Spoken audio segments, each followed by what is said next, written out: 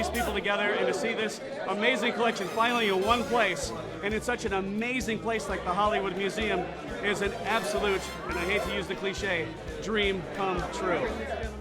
It was a star-studded gala, as the world-famous Hollywood Museum, once the historic Max Factor building, gave a sneak peek of its latest exhibit, Holy Hollywood History, Batman 66. Hello, Dean Gerber. This is Batman. Batman. B-A-T-M-A-N. Oh, I love Batman. Oh my gosh, it's Batman. The Batmobile's outside there. Doesn't get any better than that, right? Are you kidding? Who wouldn't want to see Batman? This is such a piece of my history and my growing up. Batman collectors from near and far were summoned to help bring the exhibit together. The last 6 months, it has been Batman, Batman, Batman, Batman. And it was quite something to see the outpouring of the interest and love of these collectors to participate with us. There's nothing else like it at the Hollywood Museum. And not just this incredible exhibit that we're about to unveil, paying homage to a classic television program, but also this really is the facility that serves as the storage for Hollywood's history, from early silent films all the way through the golden era to present day. The exhibit, which opened to the public on January 12th, is the 52nd anniversary of Batman's 1966 television premiere. The action show, about a caped crusader, Batman, and sidekick Robin, who protect their beloved Gotham City against larger-than-life villainous criminals, is a colorful, campy comedy that did superhero-like ratings when it premiered. Burt Ward, Robin himself, remembers seeing it. It was January 12th, 1966, premiere of Batman. And I sat in front of my little TV at home, and I watched the show, and all of a sudden, the color, wow, was this, the music, that theme music, da-na-na-na-na-na-na. I mean, wow, was that inspiring. The Batmobile, the sound effects of the turbine engine, and the fire coming out of the back, and the fight scenes with the pows and zaps, all of this stuff was absolutely phenomenal. It was, I just couldn't believe it. I said, this is really good. I don't know if it's going to be a success, but this is really good. Everybody loved it. I mean, they loved it. And still do, as celebrity fans proved by fanning out over the dynamic duo. I love Batman, everything about it. You know, I'm a huge Batman fan. He always put everyone else before himself. And that's a life lesson for everyone, because if you're selfless, you know, you become more of an impactful person. All I really remember was the bam and the wham and the wow, you know. Those were, it seems kind of corny now, but when I was a kid, I would race home to turn my TV on and watch it. Well, you know, when I was a kid, you know, Batman was my favorite, everybody's favorite, and thanks to him, I broke my leg trying to fly out the second floor window. I was 7 years old. It was comfort food, you know, pow, pam, zap, but with a smile and love, always. I think the most impressive thing here today is the visionary quality it took to even mount this in the first place. So all of the pieces are great, every artifact here is terrific, but I think just the visionality, if I can use that strange made-up word, that it took to even come up with the idea to do this in the first place, that's the real star here today. Divided into 4 sections, the Batman 66 exhibit showcases all that is Bat-tastic about the show. From the Batcave, I'm afraid we have our work cut out for us, Robin. To the Batmobile. To Wayne Manor,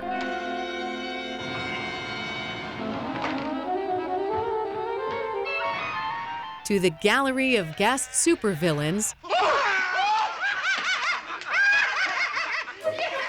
and of course, all the memorabilia and collectibles of Batman 66. For us, the exhibit was about sharing with the public at large those wonderful childhood memories that so many people had when they first saw this TV show in the 1960s, and to try to evoke those memories once again. When I first heard about this Batman exhibit at the Hollywood Museum, I thought, wow, I never thought of that. That's a pretty cool idea. Here you've had probably the most iconic television show in history where millions of people grew up watching Batman. And, you know, other than the shows that are aired on MeTV, you don't get to see the costumes. You don't get to see the Bat computer or the Bat copter. You don't get to see what really we lived with every day.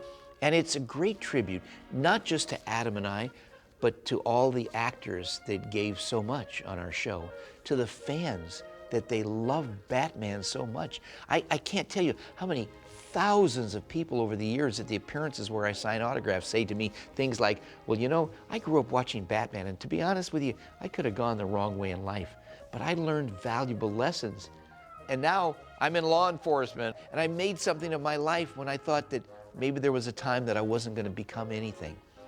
Really great stuff. So for everybody who has that memory in their heart, I mean, they got to come out here. Come out to Hollywood, to this Hollywood Museum that has so meticulously put this together. It is really fantastic.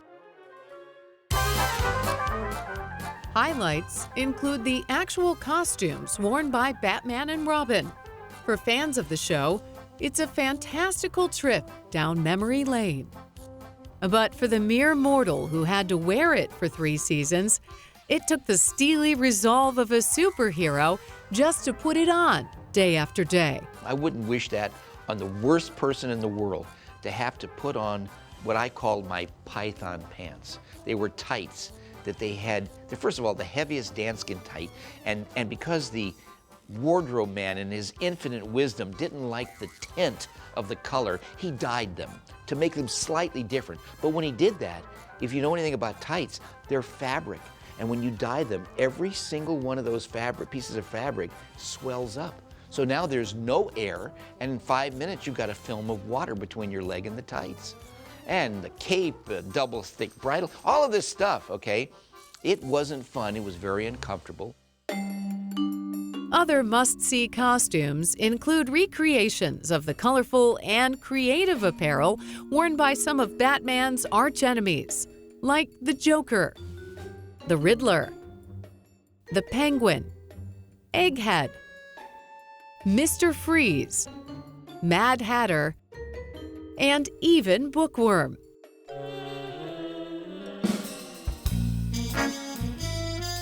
But it's those iconic cat suits worn by the 1960s Catwomen that'll leave Batman fans catatonic.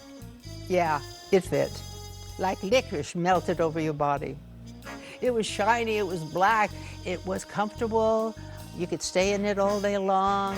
It felt good, just a zipper in the back, in and out, no problem, easy to wear, you know, take it home. First, there was Julie Newmar, a former dancer and the original Catwoman, who played the seminal role on TV for the first 2 seasons, beginning in 1966, and whose paw print as a villain has never quite been erased. Batman, why for art thou doing this to me? It's my job, Catwoman. I am sworn to uphold the law. But if you just come down off your high horse for a moment, we could make such beautiful music together. One of the reasons for the popularity of the Catwoman character, of course, is the male-female. People loved what was going to happen next. Would she pounce? Would he do the Watusi? Fans kept tuning in. You can imagine how it must feel to put on something that's all black, black heels, gold belt, ears, and just strut out of that dressing room onto the set. I think you'd own the world. It was one of the easiest parts I've ever had to do. And because the dialogue really became physicalized, I mean, all the movements and the sounds and the susurrus and the sassiness and the silliness, sexiness. It was a perfect part for me. Perfect. When Julie was unavailable to play Catwoman for the 1966 Batman movie, Former Miss America Lee Merriwether took over without missing a meow. She too donned the cat ears and slipped on the catsuit while plotting to take over the world as part of the United Underworld. Oh, you're going to see the perfect crime when I get Batman in my claws. Everyone likes kitty cats, I think. There's a slight little evil glint that's kind of fun and to work on, and all the movements. I tried to be as cat-like. I grew up with cats all my life. I've had a cat, and it was an easy matter to, just natural to do this while I was standing there and doing things like that. She too remembered her catsuit well. It was so tight, and it had metallic threads in the manufactured material, so it would glisten, I think. But when we worked outside, when we finally got out of the submarine and out onto the top of it, I had second-degree burns here and here. For the show's third and final season, the inimitable Eartha Kitt stepped into the role, perfectly suited for her. Hello, Pierre. This is Catwoman. Catwoman. Eartha was phenomenal because of her voice. She could meow and do all of that I tried to do, but I had not seen her yet. I thought meowing and all of that was appropriate when I did it. I loved the way Julie Newmar moved. She was a dancer I knew, and she'd been on Broadway in a couple of shows. Well, it was a well-written part. It really was. It was all there on the paper, and then whatever else we could have fun with. I think all three of us did do that. MeTV has a big surprise for you. Surprise, surprise, surprise! Gomer Pyle has come to prime time. Shazam! Gomer Pyle USMC. We'll go all right. Weeknights at 9 on MeTV Los Angeles.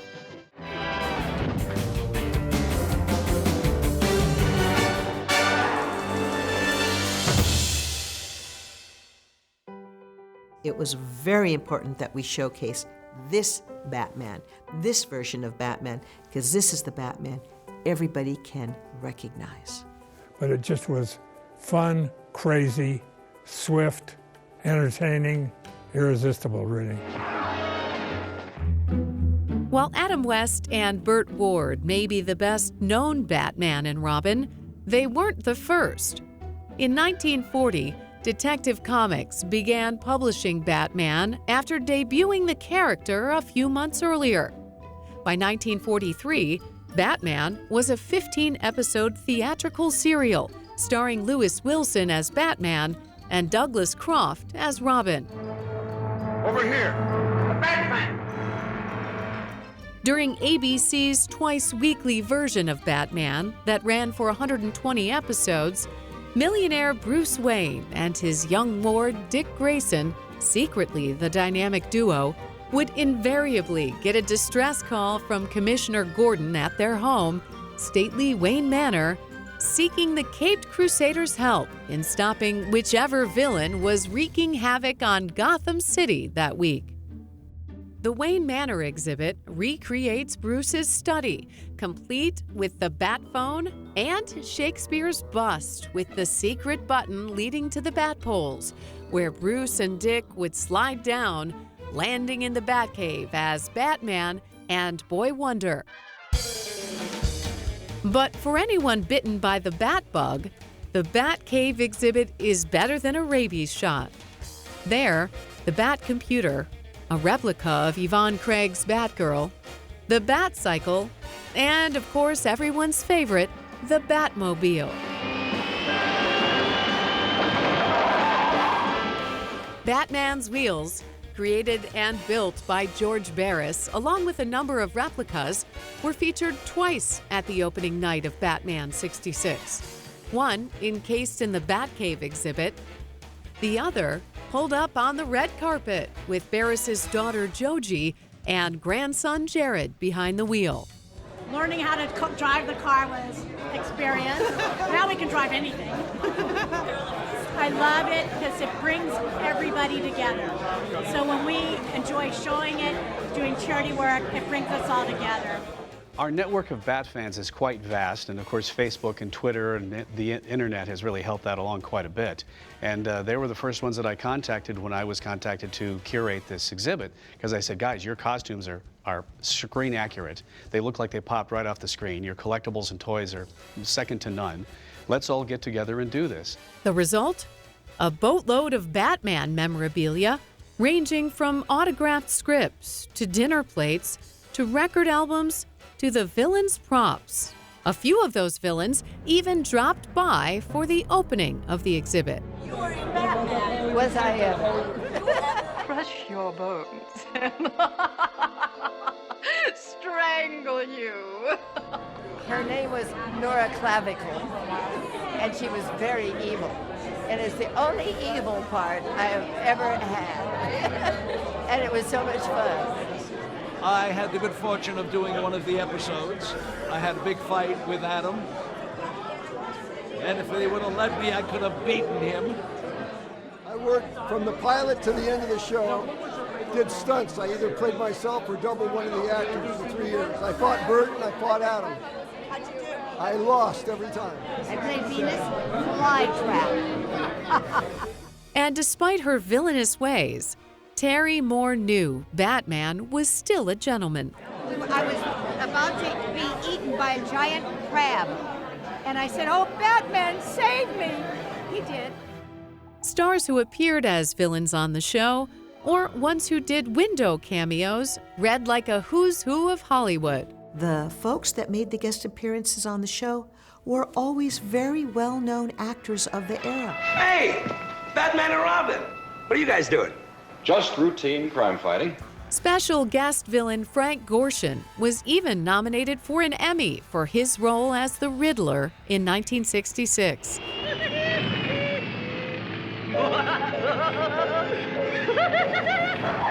Gorshin's Riddler would come back to life in an animated way in 2016 when guest curator, voice actor, and Batman fanatic Wally Wingert voiced Batman, Return of the Caped Crusaders. Hold tight, here we go! And it was very much within my wheelhouse because I knew Frank Gorshin. And I said, Frank, you gotta help me. I really want to do this. And it all worked out.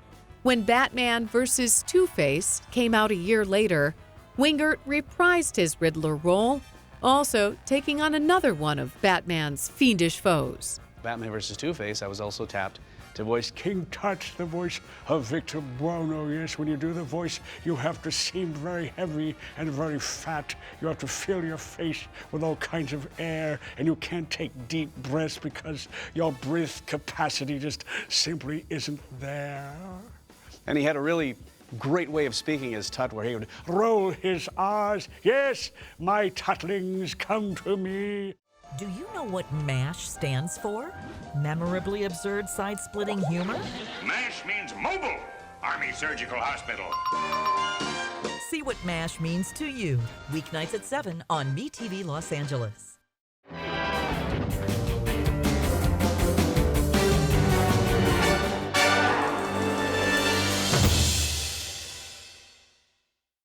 More than half a century since it debuted, Batman's popularity doesn't diminish. Despite the passing of Adam West in 2017, his longtime friend and partner in crime continues, along with others, to carry on the Batman legacy at the Hollywood Museum and everywhere else, cementing the Caped Crusaders' superhero status in television history. I think what made Batman so amazingly successful was the fact that Adam and I had a unique chemistry, very unique. Great comic duos throughout history have always had great contrast. Laurel and Hardy, Abbott and Costello, Ed McMahon, Johnny Carson, and Batman and Robin. You know, extreme, you have Batman, so suave and dignified. And Adam was the perfect Batman because he thought of himself in very grand ways. He kind of thought of himself like Winston Churchill, okay? Or I think, in fact, he said to me one time that he really understood what it was like to play Batman after watching Charlton Heston in the 10 Commandments as Moses part the Red Sea. Oh my God. Well, I'm just the opposite. I'm the kid that never grew up, never will.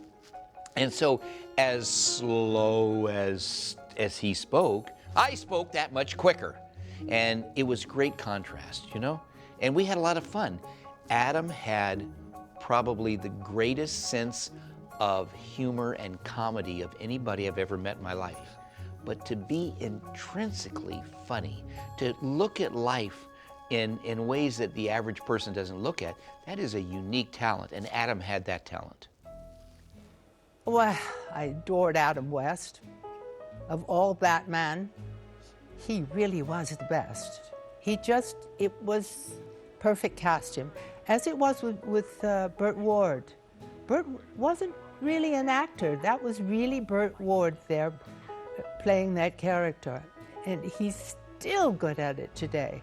Ward admits playing Robin was a dream come true.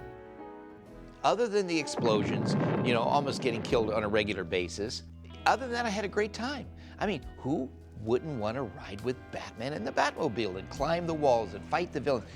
This was every kid's dream to do this. Batman was one of a kind. It was the first show in television history that, in my opinion, the actors played with the audience. Think it'll work, Batman? It has to work, Robin. The world's at stake. We used to say that we put on our tights to put on the world. In fact, we were one of the few superheroes that wore our underwear on the outside of our clothes. But it may have been his holiness that endeared Batman's little buddy to his fans. Holy Titanic, Batman, we're going down for the last time. I had close to 380 holies, holy this, holy that. I don't really have a favorite, you know. I mean, there were so many different ones, and they all had to be apropos to the situation. For like, as an example, we were really in a mess, and I had a line like, "Holy strawberries, Batman, are we in a jam?" As always, the Caped Crusaders played it straight. We couldn't show what a good time we were having.